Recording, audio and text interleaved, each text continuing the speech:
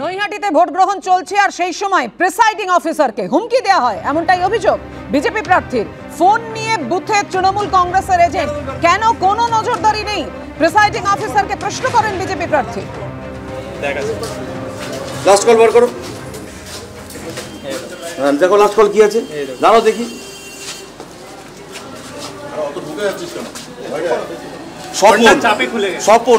স্বপনকে কেন দাঁড়িয়ে যাও? তুমি বলে বাড়িতে ফোন করছি, ওকে বাড়ি যাবো বলে ফোন করছো।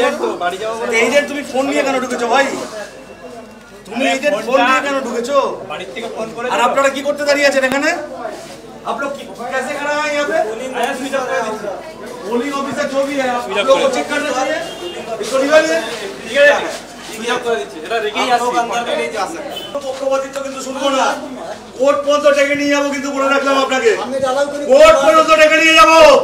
আমি তো প্রথমে বলেছি এই সব নোংরামি বন্ধ করতে হবে। সাধারণ মানুষ এখানে দাঁড়িয়ে আছে, সাধারণ মানুষকে লাইনে দাঁড়িয়ে ঝাড়ু হচ্ছে, সবাইকে বলে দিচ্ছি ঝাড়ু করবেন না।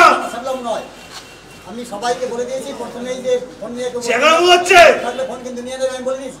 বলে ডিউটি গার্ড দেখা, ডিউটি গার্ড এই মাত্র কেন ঢুকবে? বেশি দিয়ে ঢুকবে, আপনি আলাদা করবেন না? না, এখন তো ফোন দিয়ে ঢুকে যাবে, বেশি দিয়ে ঢুকবে না, আলাদা করব না। বারণ করে দিয়েছি প্রথমেই, কোর্ট পর্যন্ত ডেকে নিয়ে যাবো, আপনাকে বলে দিয়ে গেলাম। বাড়াবাড়ি কম করবেন, বেশি ভেঙে চুরে দিয়ে যাবো। বাড়াবাড়ি কম করবেন, একদম একদম নিরপেক্ষ ভোট হবে। নিরপেক্ষ হচ্ছে একেবারে, কোনো ডিস্টার্ব হচ্ছে না। একদম লাস্ট বলে গেলাম আপনাকে, ওয়ার্নিং দিয়ে গেলাম আপনাকে, কোনো ডিস্টার্ব হচ্ছে না, একটু কোনো সমস্যা হয় না। ফোন নিয়ে ভেতরে বসে ফোন করছে গুন্ডা টাকার জন্য,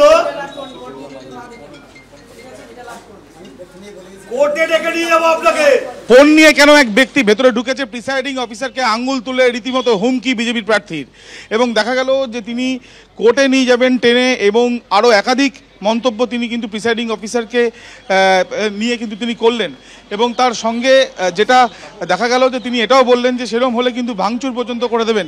এবং এই যে পরিস্থিতি মূলত যেটা হয়েছে যে বিজেপি প্রার্থী তিনি যখন এই যে জায়গায় আমরা দাঁড়িয়ে রয়েছি সেখানে যখন এখানে তিনি আসেন তখনই যেটা দেখা যায় যে এই যে বুথের সামনে এক ব্যক্তিকে তিনি ধরেন যিনি মোবাইল হাতে ছিলেন, এবং তার পরবর্তীকালে যেটা বক্তব্য যে কিভাবে মোবাইল হাতে এখানে আসছে, এখানে সেন্ট্রাল ফোর্সকে তারা প্রশ্ন করেন, এবং তার সঙ্গে সঙ্গে এখানে ভোট করতে স্বচ্ছতার অভাবের প্রশ্ন তিনি তোলেন। প্রিসাইডিং অফিসার এখানে রয়েছেন, তার সাথে কথা বলবো। দাদা আপনার নাম? একজন এজেন্টের। আপনার নাম? নবীন চন্দ্র দাস। আপনাকে তো রীতিমতো হুমকি দেওয়া হলো দেখলাম, আমাকে তাই দিল, আর কি করা যাবে?